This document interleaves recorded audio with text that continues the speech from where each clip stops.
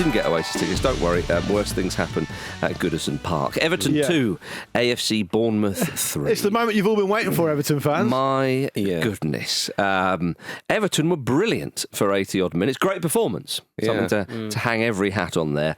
But unfortunately, the game went on a bit longer than that. Bournemouth, of course, came back from 2-0 down, scoring 3 goals in the final, 3 minutes of normal time, but obviously with injury time, it was about 10 minutes. But Everton became the first team in Premier League history to lose after leading 2-0 in the 87th minute. Not something that you want to hear if you're an Evertonian. There's 6 teams, I think, or 6 occasions in the Premier League when a team has been 2-0 up at 80 minutes or later and lost. And Everton are 2 of them.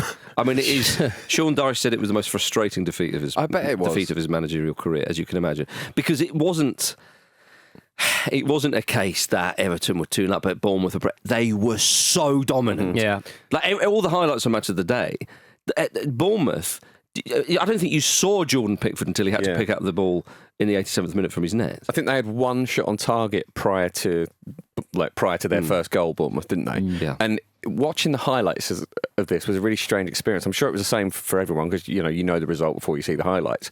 The bit where Dominic Calvert-Lewin puts them 2-0 up and they're celebrating feels like the bit in a horror movie where the family are all really happy and together at the start of it, and you know it's a horror movie, so there's a sort of sinister edge to this happiness. But you're kind of happy for them, and you think, just stay here. This will probably be fine.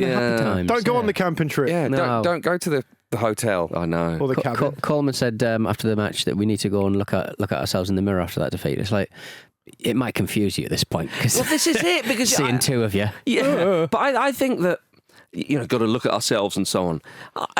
They were so good, Everton. Like, it was the performance up to that 87th minute mark. But it was the performance that they were yearning for this season. They wanted something because they'd not been great. Obviously lost their first 2 games. Badly as well. Indeed. So this was such an improvement. Everyone was firing, and Dye was brilliant. It was one of the most remarkable games. Because two reasons I say it's one of the most remarkable games I've seen for ages.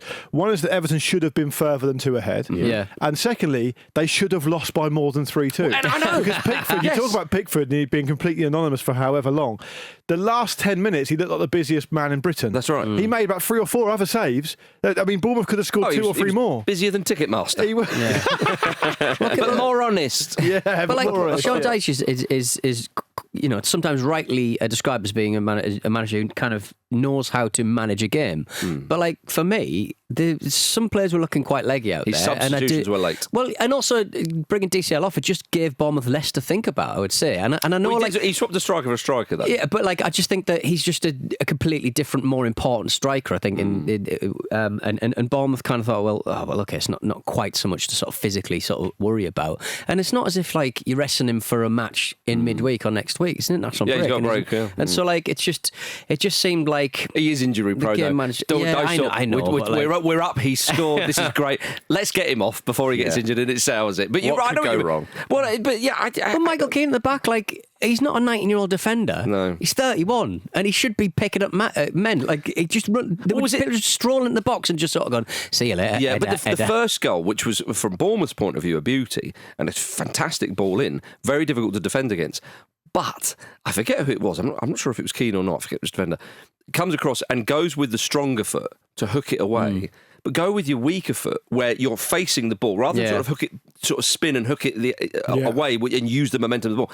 Just get your foot on it. Because isn't it? I wonder if he could have got it. I'm pretty sure he would have done. And of course, at the back post, it was Semenyo who said thanks very much. Well, and it's that kind of thing where it just... Clive had just turned it on, didn't he? He was like, let's they're here for the taking here. Well, and incredibly so, as Luke said, it probably should have ended up 4-2. They've got such... and Everton are... I've never seen anything like it. No, they're at home. They've got an amazingly experienced back 5. Yeah. I mean, even Mikalenko's 25, played around for a while. Yeah. Tarkowski's been keen. Coleman's 35. Pickford's an international goalkeeper of some repute. I know he's got the occasional kind of brain fart in him, but in terms of experience of seeing out a game, and he made some decent saves at the end. He did but he did. But then he's got an organisational role to play too. Well, okay, fine. And I think the basic stuff they got wrong was just so horrific. And, come off the back of 2 such heavy defeats in the opening 2 games of the season, going into an international break where they've got a lot to think about this now, knowing how toxic it can be at Everton anyway. I mean, even after the second game, there was that video doing the rounds of all the fans at the train station just slagging off the players 2 games to the season. Happens. Yeah, I mean, it's part of me just thinks I feel so sorry for those Everton fans. It's like, how much more have you got to go through? I know. What I mean? And that was an international break. I mean, I know this is going to annoy everyone as we're saying this, but of course, you put in a good performance, you win 2-0, or even 2-1, and they get a consolation. Much better. You go into that break feeling a lot better about things. That, and it's the manner of defeat, all this sort of stuff, as we all know. But incredibly, there are positives, because for the vast majority of the game, they are the far superior side. If you've done that once, you can do it again. Sure. Yeah. But the manner and the nature of the defeat means it's. I would say it's even harder to then pick yourself up from the previous 2 defeats. But the other thing about it, sorry, Jim, but just very quickly, and I'll throw it to you. When you bring in a Sean Dyche, Sean Dyche's Everton origin story is, we need someone with experience who's used to fighting against the odds. He kept Burnley in the Premier League over and over again. Very little budget, poor resources and all the rest of it. And it's not pretty. It's quite old school. He's a straight talking kind of guy, and but ultimately you get it done, right?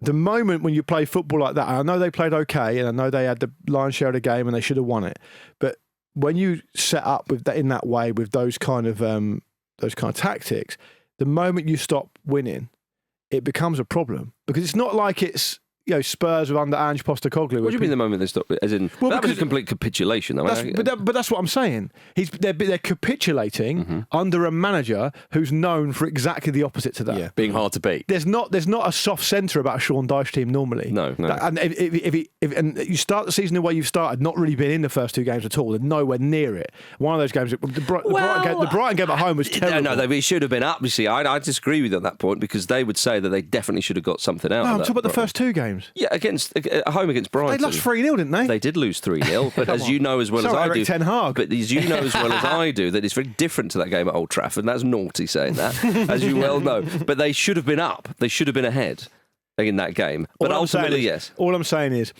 the reason I mentioned, say, Ange Postecoglou, right? They can't defend Spurs. We know they can't defend. They concede every single game, right? Yeah. But it's like there's a pattern of play going forward. They didn't concede against Everton to go into the point. There you go, yeah. So all I'm trying to say is that like, if you're known for being robust and solid, there's an element of that. And my team have had managers like that where you go and you go, okay, it's not going to be pretty, but we're at home. We're probably not going to lose today because we don't really lose at home that much, because we've got a solid team under a manager who does the basics right. And this is part of the wider issue that is really surprising to me, not just because it's a Dyche team, but that it's so apparent so early. Because Dyche himself alluded to this in the post-match.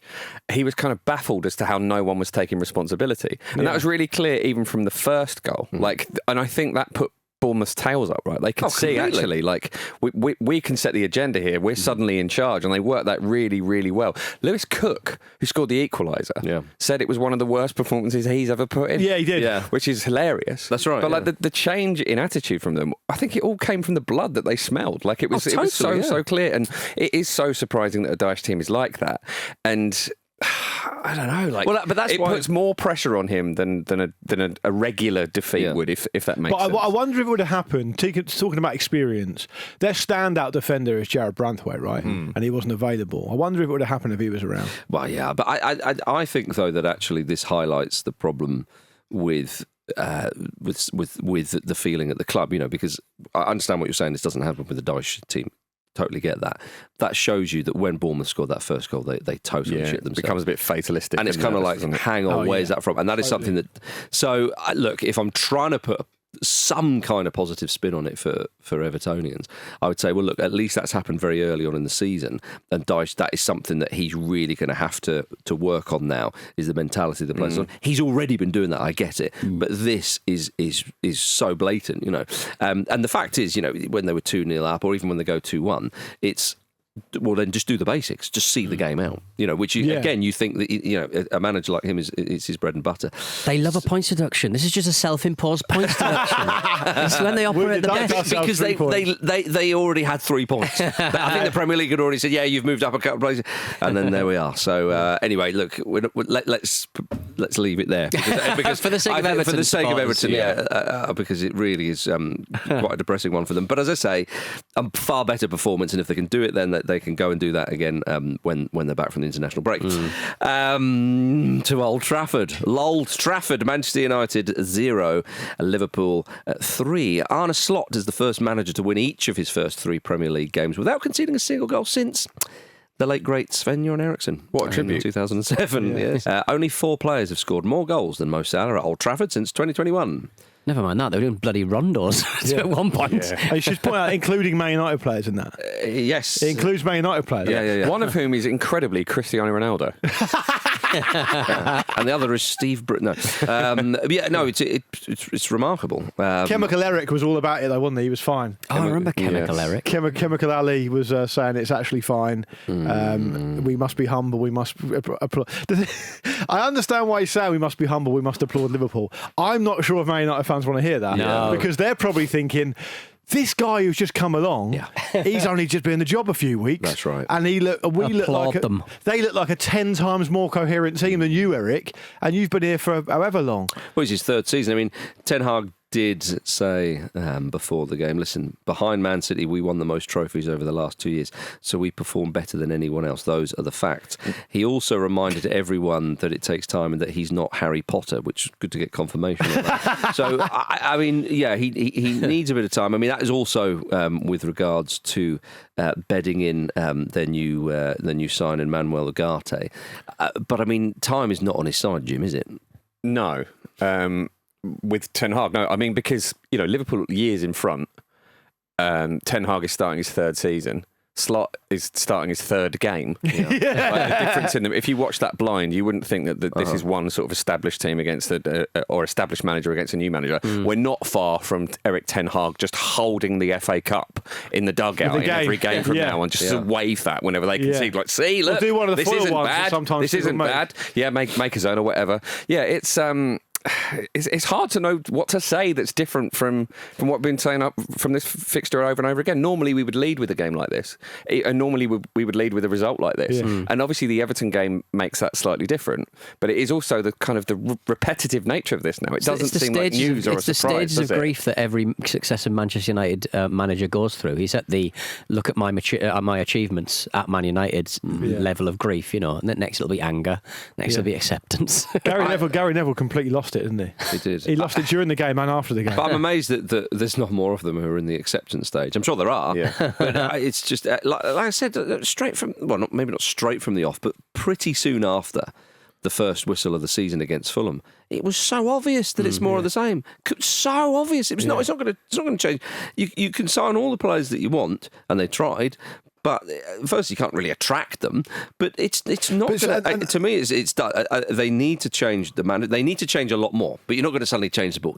Well, they have done that already, haven't they? So, but that's why I would fall. That's on this big debate that Carragher and Neville had on the TV yesterday.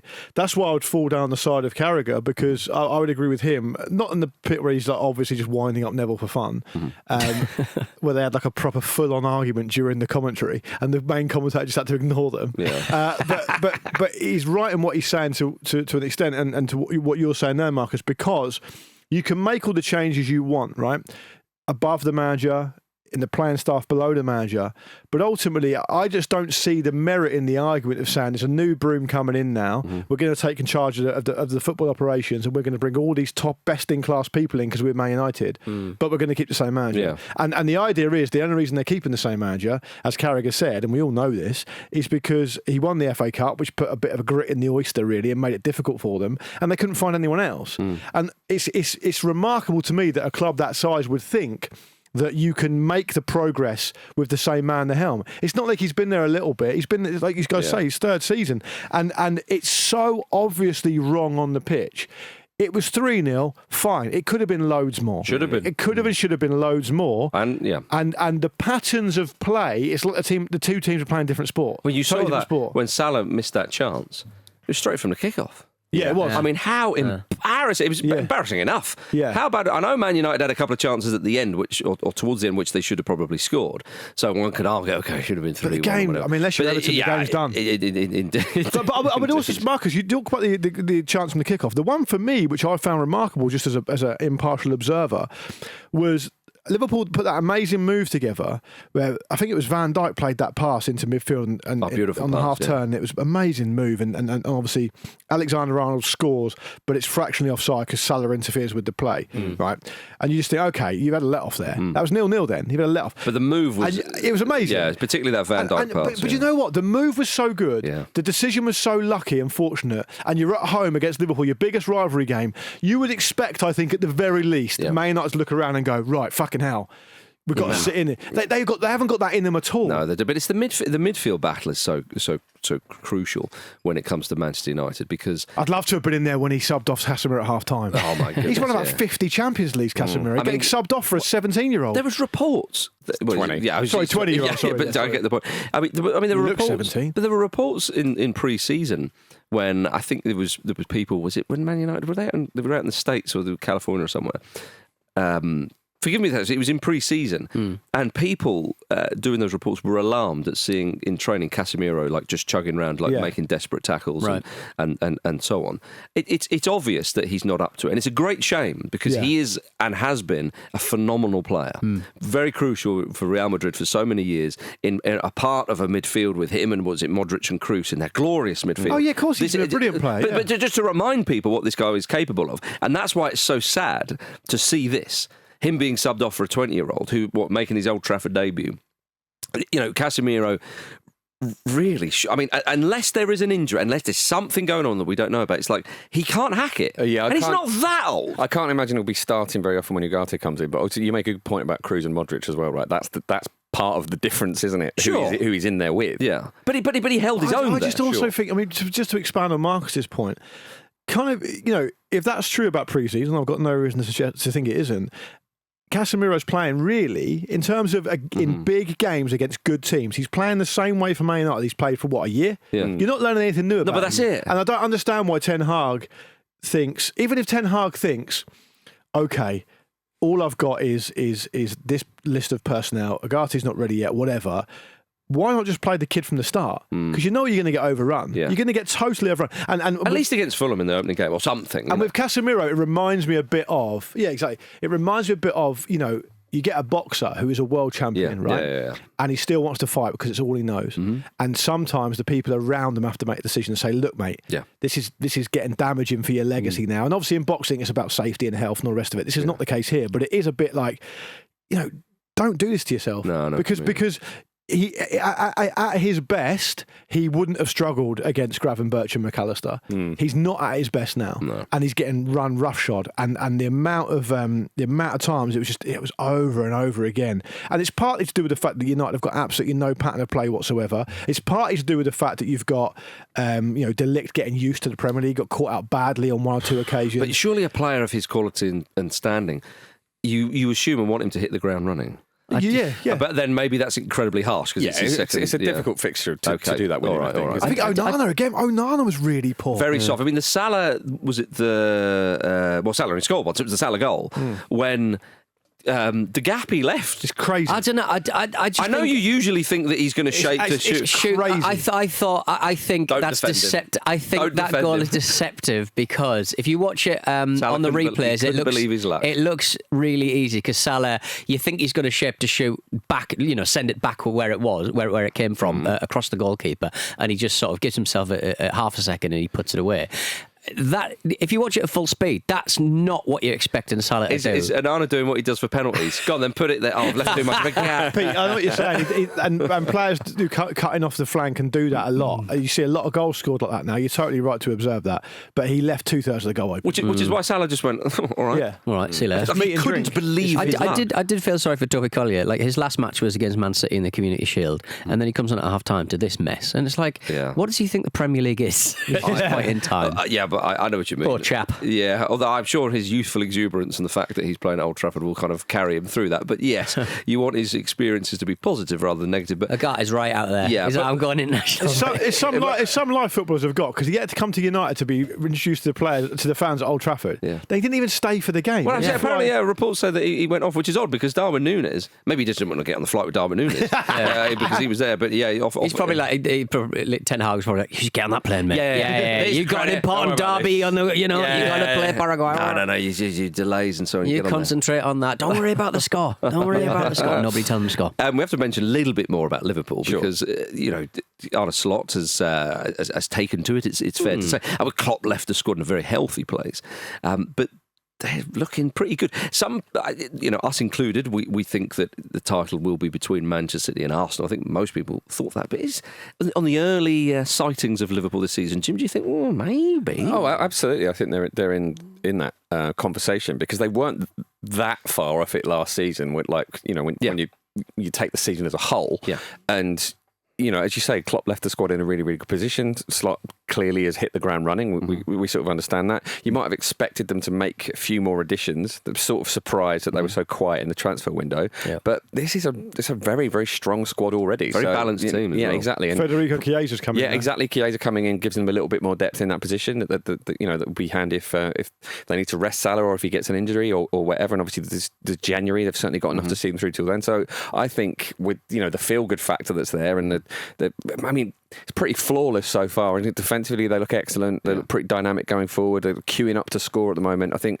you would be silly to write them off at this point. Yeah, and Luis Diaz, we know what quality he has. He finished on his second in particular. Yeah. Really started the season very, very brightly indeed. I think with Arne, so it's easy to say this after just 3 games, and of course they've won them.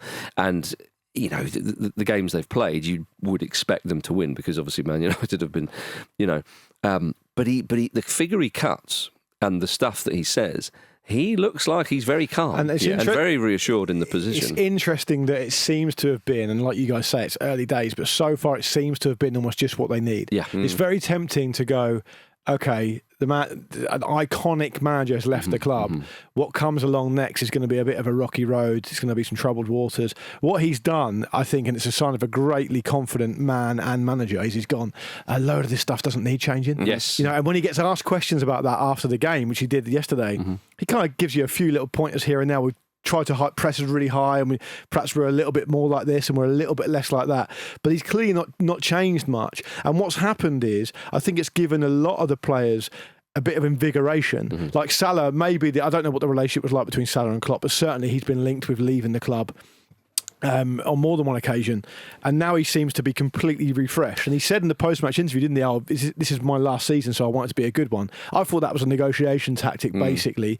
But the fact that he said it was interesting. But overall, they look very, very controlled. And they don't look as blood and thunder as a Klopp side did, which is maybe, it's absolutely sacrilegious to say it at this point because he's not really achieved anything there yet. But we may find in time that was actually going to make them even better because Klopp's was a very emotionally led team at its best. Very tiring playing style. And I wonder if, a lot of this comes down to Manchester City, of course, because they've been absolutely ridiculous. But I wonder if, had they had a little bit more control and a little bit more calmness in key moments, they might have had more than one Premier League title under Klopp. And if Slot can bring that element, you never know what's going to happen. I guess the test will come when they lose a game on it or when they have something. Of course. When they're playing two matches a week is going to be. We stress it's early days. We're extrapolating out from 3 games. The early signs are very good indeed for Liverpool and Slot. Before we go to a break, very sad news over the weekend. Former Cardiff and Leeds United defender Sol Bamba passed away at the age of just 39. Fell ill at the weekend, and because he'd been working in Turkey. Just one of those, breaking news stories. You go, hey, what? And it's very sad because we to go through what he went through and then kind of yes, because he was ill before, wasn't it? That's right, he was. It was, and he came back to play and remarkably. But a lot of tributes from a lot of people came in, and Neil Warnock led them, I think, because he managed him before. And he says, I can't believe I won't see that beaming smile again. I'm so happy that Sol was a part of my life and we had such brilliant memories together. I'm heartbroken for Chloe and the family, and all my thoughts are with him. Sol was a ray of sunshine and I'll miss him so much. And that's certainly what the tributes are saying. Like, this guy was just such a diamond, you know. So incredibly sad, really is, for a player who we enjoyed watching play a number of times, of course, in the Premier League and in England in general. So very sad indeed. All right, everybody, coming up in the second half, we've got Declan Rice's controversial red card, Erling Haaland getting told to fuck off, and Portsmouth scoring a sensationally good own goal. See you in a moment. Unbelievable! Motherwell win it right at the death! Brilliant! St Johnstone fans not happy in front of me. I don't care.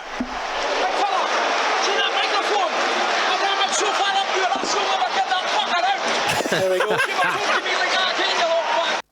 Welcome back to the Football Ramble, everybody. A St Johnstone fan there shouting at the commentator. Yeah. It gives him plenty of time to hide his microphone. Do you know what I mean? Yeah, I almost think the commentator has just got his lip mic and he's just letting it all get in there. Because that's the Motherwell, official Motherwell commentator, isn't it? Yeah. And there's a late Motherwell goal.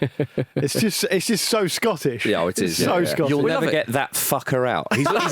He's angry at the microphone itself as well. At that point, it's up the commentator's arse. Oh, thanks to friend of the Ramble, Swedish House Furniture, for sending us that clip. He's a stalwart on the Discord He of is. Swedish House. He is. You can become a friend of the Ramble, much like old Swedish there, by heading over to patreon.com/Football Ramble, where you will get access to the Discord, where you can chat with us, Swedish House Furniture, and other Ramble listeners, and get ad-free episodes of the Ramble up front and on the continent. And a reminder, of course, that you want to get in touch with your stories and questions for the mailbag, or respond to anything at all, then email us, show@footballramble.com. That's show@footballramble.com. Now we move on to Arsenal 1, Brighton and Hove Albion 1. Declan Rice with a comical red card in the 49th minute, apparently for delaying a restart. Second booking, and just the way he thought, I tell you what, I might get what's his name sent off because he just kicked me. He gets up and he couldn't believe it, Peter. It was like he was being woken up on that sofa again. And One of my favourite all-time GIFs.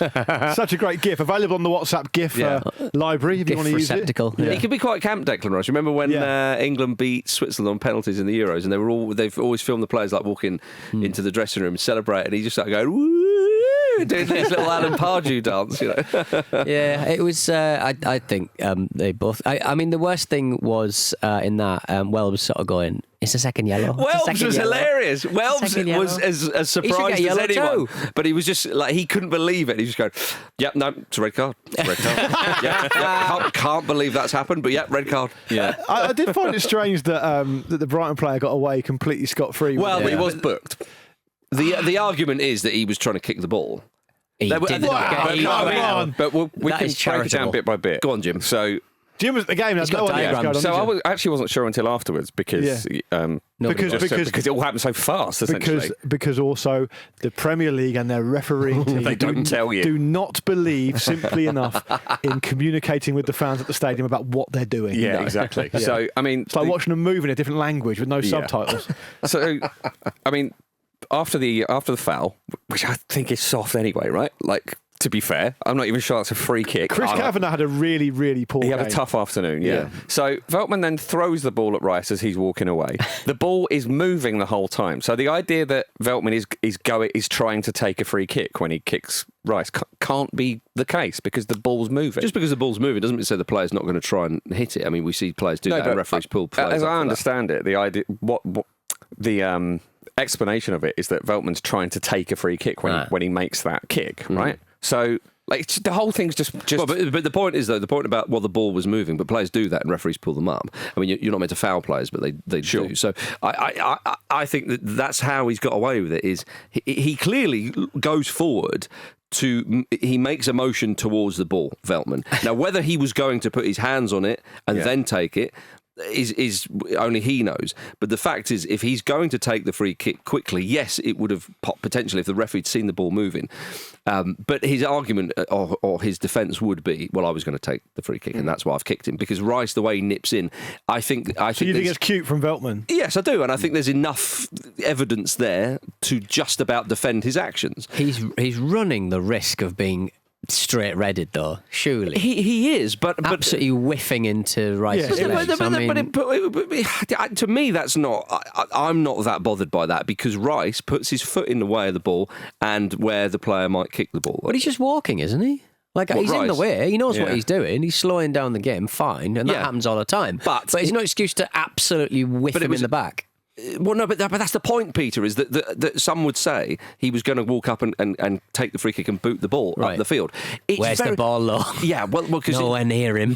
Why? Because of Declan Rice. Declan Rice. But I understand that it's very unlikely that he was going to do that. He probably has just lashed out Declan Rice. So the referee could have, I thought, in that situation, just gone over there and said, "Look, fucking calm down." Yeah. It's not like he booted the ball away in frustration miles away. Yes. And, I think there could have been a bit of sensible kind of interpretation of that, if you like, from the referee and just saying, just fucking stop. Right, put the ball back. Because it's not actually in a really dangerous area of the pitch anyway. And João Pedro also kicked the ball away. He did it before that, and it wasn't booked for that. It's a bit different. Yeah, so... A different situation, but it's still the same principle. I mean, Herzl said it was a different situation, and I agree. I have some sympathy But Cavan has with that applied the same sort of logic that Luke's talking about. Yes, but the reason why I think the referees thought the player is going to take the free kick is think about it, lads. If a player's about to take a free kick and as he goes to kick the ball, someone nips the ball away from his foot, that's a yellow card. Yeah, but that's bad play. He's not about to take the free kick in that moment. It wasn't as cut and dried as that. He doesn't go for the ball. But chaps, that's the whole argument. That's what we've just been talking about the last few minutes. It can be interpreted that he is going to take the free kick straight away. But the referee might well have thought that as well. Clearly, he did. If you watch the video back, Veltman is looking at the ball and looking at the guy down the line. And it's not like he's looking at Rice and thinking, I'm going to do him. It feels to me that maybe he is trying to take the free kick. Well, that's what the ref thinks as well. And if that's the case, then I think the yellow is fair. Yeah. I do think that. The ball was still moving. So it doesn't matter. But it does. You can't take the free kick while the ball's moving. He's got to stop it. No, Jim, of course you can't. But as I just said, players do. They're trying to get an advantage. So I understand the point you're making, but that's when the referee would pull him back. Again, you're not meant to take a corner outside of the sort of quadrant. The quadrant. Use the word quadrant. Quadrant. But players will always try and seek an advantage. So yes, he's not meant to. I think all of this is true. Yeah. But he still wanted to hurt Declan Rice. Right. Fine. No, he wasn't looking at him. He wasn't trying to do that. He was side footing him. He wasn't kicking the shit out of him. Indeed. And I would also finally add, that the way Kavanagh refereed the game, he booked Thomas Partey around that time for absolute fuck all as well.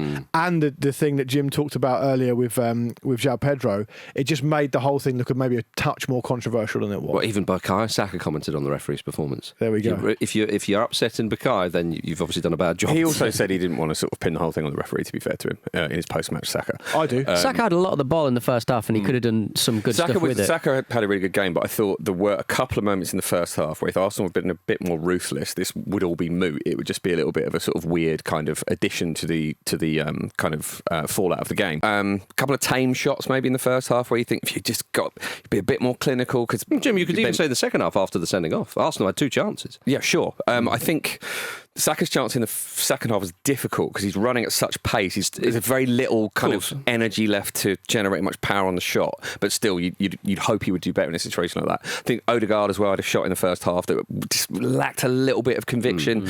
And I think, you have to accept that things like this happen and that you might not like them and that you might think it's unfair or that it's wrong or whatever, but these things do happen in games. Sometimes you find yourself down to 10 men or having conceded a goal or had a goal disallowed when you don't think that should have been the case, and you have to react to it. And I think they did a pretty good job of it, but unfortunately the goal they conceded was quite sloppy and not the sort of thing you expect from kind of this iteration of Arsenal. Yeah, Kuba looks quite good. That's annoying. Yeah, he does. He was really, really strong in that, actually. Busy. Credit to him there. I loved it when making that happen. Saka dinner money Lewis Dunk. It's an absolute mismatch. Yeah. It's like a WWE move. Yeah. It was wild how he could even get away with that. Wow. But I think with Arsenal, I know what you mean, Jim. I mean, The fact is, 1-1 down to 10 men and Brighton's tails were up. Yeah. The fact is that Arsenal finished the game probably stronger. Havertz has a chance as well, which you might have done better. He had a lovely little Bambi on ice moment as well. He did. You would just think this is a blip for Arsenal. You'd hope, yeah. And also, a point in those circumstances is not terrible, is it? It's just the relentless points totals that City get to make every drop point feel like a disaster. But I suppose there is certainly a lens where it's a good result as well. I think obviously the damage done is really that Declan Rice isn't available for the Spurs game now, and also Mikel Merino fractured his shoulder in his first training session. 10 weeks out. 10 weeks, is it? That's a lovely throwback, isn't it, for Arsenal? Steve Morrow. Yeah, the new Kim Kallstrom. Signed with a broken back, if anyone doesn't get that reference. Signed with a broken back. I'll say that again. Shall I do a medical? Yeah, I'm sure. That was properly like Wenger had gone fully Colonel Kurtz down the Meek at that point. He walked into the room. The thing with me... He's not screaming. The thing I worry about with this Mikel Merino thing as well is 10 weeks out is a long time for we all know that. But with a shoulder injury, can you even exercise?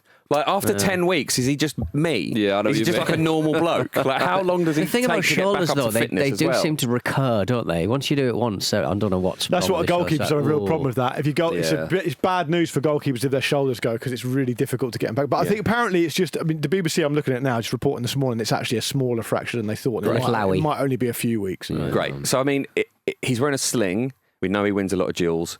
You sort of make that shape with your body anyway when you're going up for duels. Maybe you're just playing a sling. Yeah.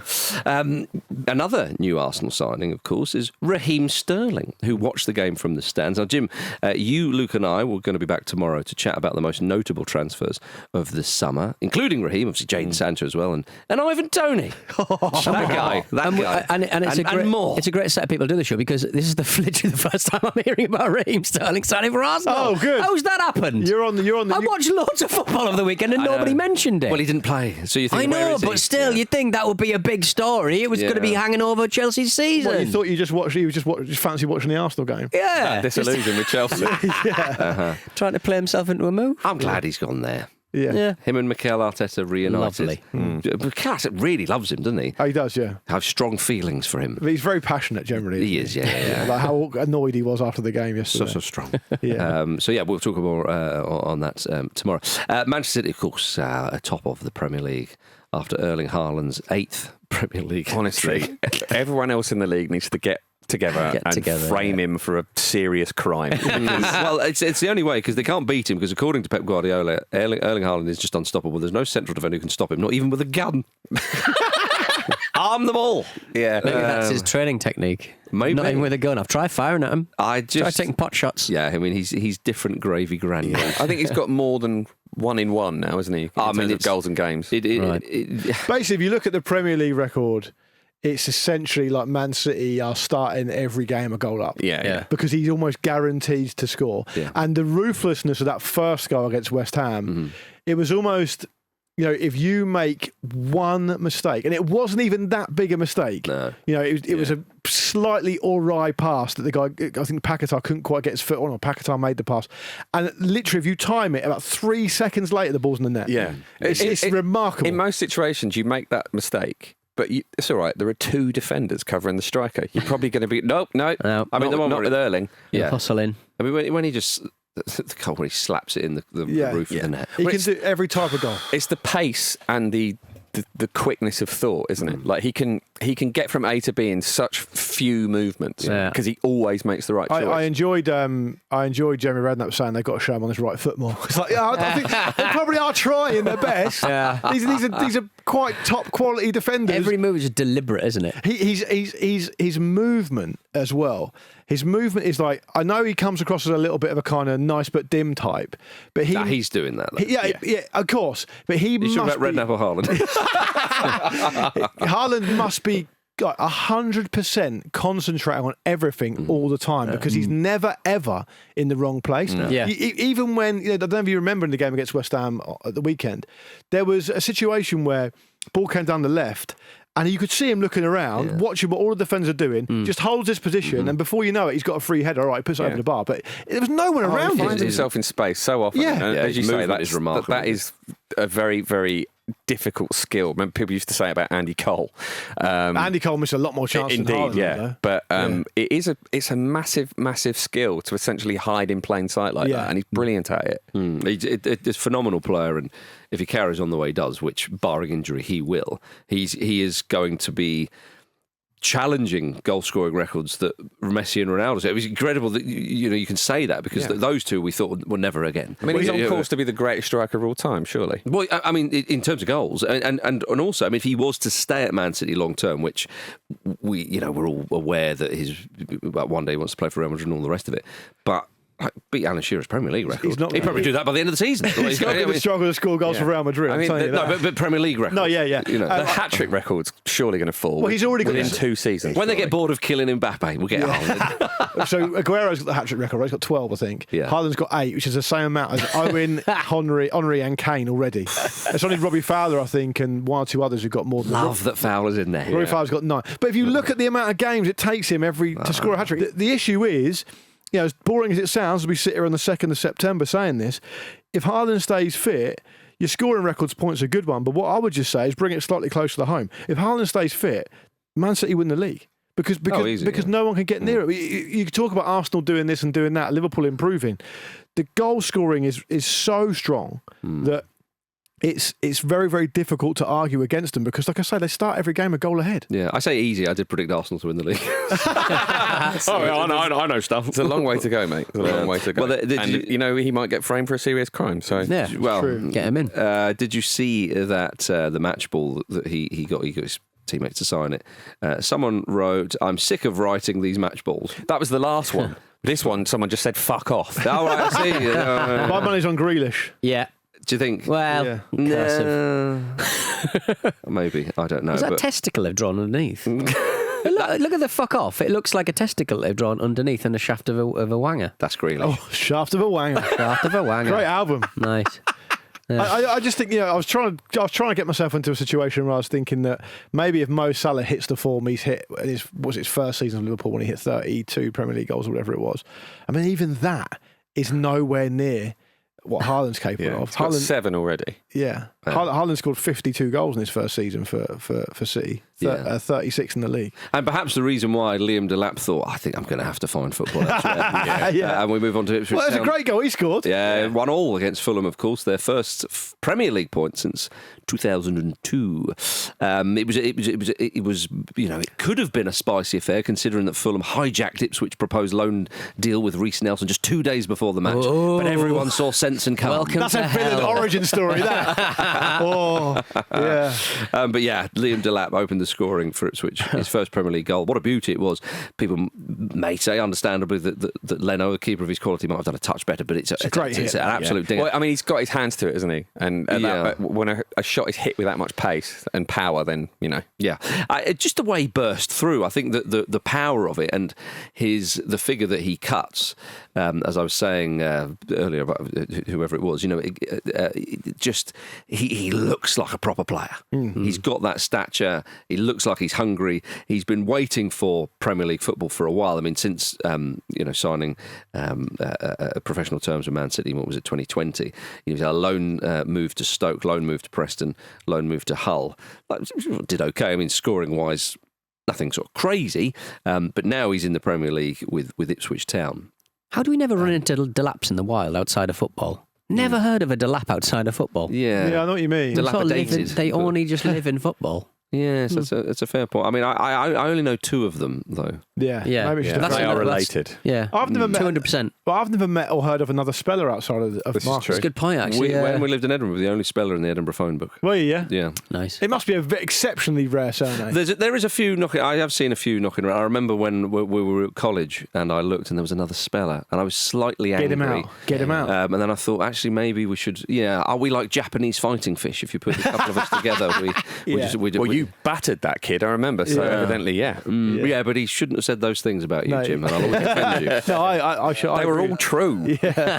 Plausible denial for my part. But going back to Ipswich, Kieran McKenna said that his team are gaining more belief. Yeah, so it's an interesting area of discussion now, because Steve Cooper, who's obviously found it tough with Leicester at the start of the season, has said that he's managed in lots of different places. When he was out of the game for a while, he was travelling around, watching games, analysing games. He said that he thinks the gap between the Championship and the Premier League is the biggest domestic gap in world football that he's seen. Right, and so it's funny because the Championship is a huge league on its own. It is, which just shows you the dominance of the Premier League. Cooper kind of says it all the time. Yeah. A lot of his interviews this season so far at Leicester have been about trying to coach and manage the expectations and the situations with the players at Leicester coming up into the Premier League. And McKenna's kind of alluded to the same thing. And what I like about McKenna, what I've seen from him so far in the Premier League, is that he seems very, very kind of even-handed, very, very kind of calm-headed. Yeah, it's going to take us a while to adjust. We're going to get there. We're not going to panic. And I thought they were fairly good value in this game. And I thought, you know what? With the greatest respect to my friend and colleague here, Marcus, Fulham are a home team. Really, they're a home team, aren't they? Well, I mean, any kind of side that is, say, mid-table, who are probably more likely to be looking over their shoulder rather than ahead. You'd hope not, being a Fulham fan, but more likely, like a point on the road is. Yeah, but Ipswich, take it. But what I'm saying is Ipswich would have targeted this game, given the games they would have done. already. Yeah, of course. So it's probably the fact they went ahead and didn't win is maybe a bit of a problem. But the goal was great, got the crowd on their feet. The atmosphere is going to be really important. But from Fulham's point of view, I mean, Adama Traore looks like he's started the season pretty well. Like he's starting to. It's early to say, but he's starting to perhaps even fulfil the promise that we.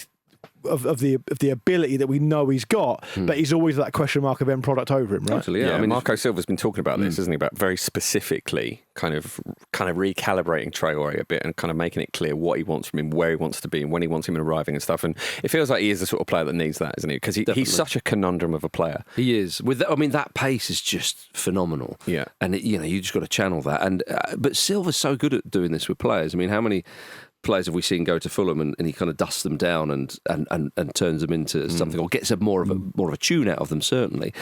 And Silva's he's very, very good at that. I mean, Fulham are kind of turning into an Arsenal beater, an overspill side, exactly. Which is fine. A second stomach. Yeah. But Traore, if you think about the type of position he plays in. And his age, he's 20. What is he? 28 now. He's scored, I think, 19 top-flight goals in his entire career, which is just an astonishingly low number. Yeah, but he got one towards the end of last season for Fulham, and he's got one at the start. So it's those kind of, you just build up those numbers. I think he's looked really good so far this season. I think he's done all right. Yeah. With regards to the point I was making about being an Arsenal overspill side, again, that is exactly what a side like Fulham should be doing. Is you sign the players who are not quite at Arsenal's level and so on, but you can get a tune at them, because with signing like someone like Joao Paulinho, firstly, that's just that's temporary, isn't it? It's very temporary, and it's a long shot which paid off. Otherwise, it's a stepping stone, right? Yeah, otherwise it's a stepping stone, and okay, that's fine. There's a merit in being a stepping stone club, if you like, but actually bringing in players who you think actually we could have this player for 4 or 5 years, or we could give them a bit of rejuvenation where needed, like someone like Alex Iwobi, of course. Everton maybe was beginning to plateau a bit, so Fulham have done well there. But I think Fulham fans, myself included, are slightly sad to see Jay Stansfield left. We talked about him recently on the pod. He's gone back to Birmingham City for a League One, not Championship, League One transfer record of a reported 15 million with possible add-ons of 5 million. That's crazy, man. The previous record was 3.4 million for Will Grigg, who was on fire. Which is why maybe it was so low. But that is absolutely incredible for a League One club to be doing that. It makes me kind of nervous for them a bit. Yeah, we should be celebrating that, I think. I'm not sure. I don't think we are. I'm flabbergasted. I mean, but Jay Stansfield, as we said, won Player of the Year, Young Player of the Year, top scorer, and even goal of the season at Birmingham City. I think they all just looked at themselves and thought, we have to get this guy back. Yeah. I mean, the last thing he did really of note in a Fulham shirt was, of course, score against Birmingham City in the Cup. So Marco Silva doesn't seem happy about it, does he? No, he doesn't. He wanted him to stay. But I think when you're offered that kind of money for a player who is untested at that level, but Fulham have responded well, going out and getting Reece Nelson. So yes. But going back to the sides, we were talking about Ipswich there and how they've adapted. One of the sides who will be jostling in that relegation battle, we would think, with Ipswich, no disrespect, but hopefully for their sake it won't pan out like that. But Southampton are the only promoted side without a point now. They lost 3-1 to Brentford, and not even Hagrid himself, Aaron Ramsdale, on his debut could stop that. And mentioning that, obviously he dressed up as Hagrid, as we said in the playoff for when he went to watch Southampton. He also dressed as Hagrid for the transfer announcement video, so he's really pressing into that. I thought that was just a mock-up. That was a Photoshop mock-up. No, he did actually really put his... him, yeah. Lovely. Good stuff. Nice. Remember me? Yeah, now we do. Right before our Russell loss. Martin looks like he's not too far away from that eventual destination. Mm-hmm. To me, when you see him interviewed in post-match, because you only ever see him from sort of like the midway up, he sort of looks like he's wearing pyjama bottoms. It's very Donald Duck in it. Scruff core. Yeah. Are you concerned for Southampton at this early stage? I am. Yeah. I thought actually they'd be. I mean, as you say, it's early days. I had a suspicion that the kind of experience they've had in the Premier League and of being a sort of established club for a long time might serve them in quite good stead in terms of the structure, but it's not panning out that way so far, is it? But again, really early days. Yeah. And they're playing away, which is basically possession for possession's sake, right? And it's only a small sample size at the moment, but they've had more possession on average than every other team in the Premier League. I mean, including Man City into that. Wow. Yeah. Right? So that's how they play. They've conceded 2 goals from memory now, from errors, from trying to play out from the back in a division where you get punished That's at just against Brentford. a far greater level than you do at the Championship, and that's fine, and that happens. But when you see interviews with Russell Martin afterwards, and he's always been like this for his entire managerial career, as far as I can remember, where he just brushes it off. No, this is how we play. This is how it's going to go. Sometimes we take the knocks, but we don't deviate from our system and from our plan. And that looks to me as like how they're going to go about it. Now, if they are going to go about it all season, it's a pretty safe bet they're probably going to be relegated. Because you can pick them off. We saw Burnley picked off so easily. Yeah. And so against Brentford, especially early on in the season, Brentford, from memory, forgive me if this is wrong, but I always think Brentford usually start seasons quite well, and they're full of energy and full of running.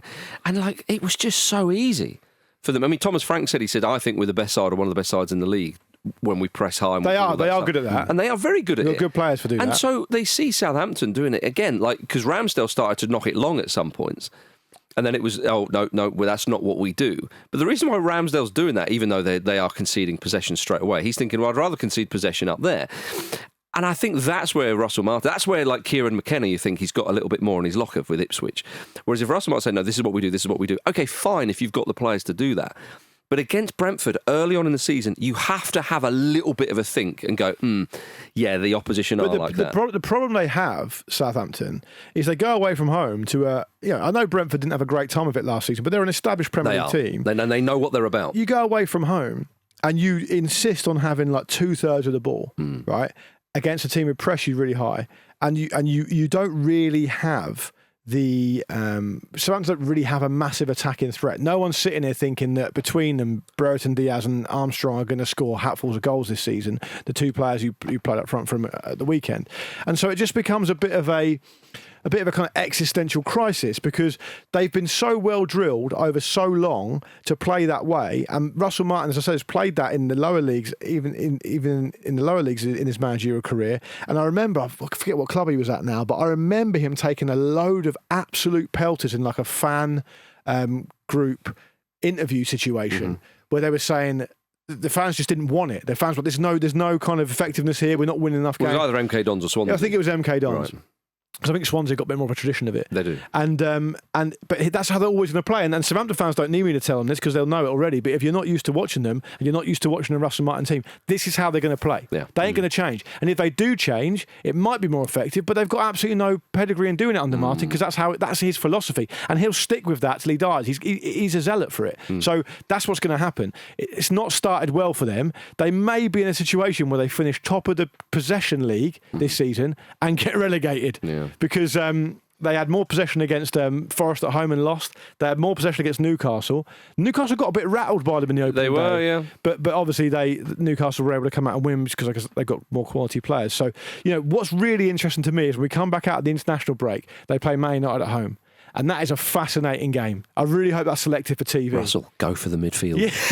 Go for the midfield. You'll be absolutely fine. Because if they get past, if they pass Man United to death, that would be. I mean, I'm speaking as a Pompey fan. That would still be funny. That would be very funny indeed. Speaking of Pompey, they also lost 3-1 at the weekend at home to Sunderland. That was comical. Fantastic images. So that own goal they conceded. Yeah. Do you want me to describe it? Would it make you pleased if I had to describe it? I think you're going to have to. So it was 0-0. I think Pompey had a chance or two before that as well. It was a Matt Ritchie free kick that was quite well delivered. Anyway, they haven't won a game yet, Pompey. And Sunderland were able to open the scoring when the ball came across and a Pompey defender went to clear it. Booted it as hard as he could into another Pompey player and it ricocheted back into the goal. It's brilliant.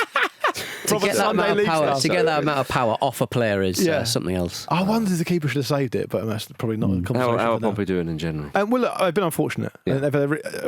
I thought at the start it was a really tough start of the season, but now I'm looking at the fixture list thinking there aren't actually any easy games in the Championship. Oh, we're going to see them in the Premier League next season. No, absolutely fucking not. No way. No way. But you might play Southampton next season. I think that's the aim, far more likely. That's what we want for this show. Yeah. Is that the plan? Yeah. Let's just stay here. That's the plan. Yeah, okay. Yeah, Southampton absolutely bottle playing Pompey this year by getting promoted. It's be ashamed of themselves. Bastards.